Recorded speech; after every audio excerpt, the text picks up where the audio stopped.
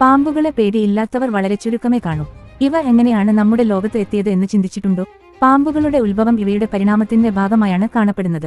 ഏകദേശം 14 കോടി വർഷങ്ങൾക്ക് മുൻപ് മസോസോയിക് കാലഘട്ടത്തിൽ, അതായത് ജുറാസിക് ക്രിട്ടേഷ്യസ് പീരിയഡ് സമയത്ത് ആണ് പാമ്പുകൾ ആദ്യമായി ഭൂമിയിൽ വളരുന്നത്. ശാസ്ത്രജ്ഞരുടെ അഭിപ്രായത്തിൽ പാമ്പുകൾ പുരാതന പല്ലികളിൽ നിന്ന് പരിണമിച്ചതാണ് എന്നാണ് കരുതപ്പെടുന്നത്. ചില ശാസ്ത്രജ്ഞർ കരുതുന്നത് പാമ്പുകളുടെ അതിരുകൾ സമുദ്രജീവികളായ മോസാസോറസുകളുടെ മോസസോസ് പോലെയാണ് എന്നാണ്. അതുകൊണ്ട് അവ ജലജീവികളിൽ നിന്നാകാം ഉണ്ടായതെന്ന്.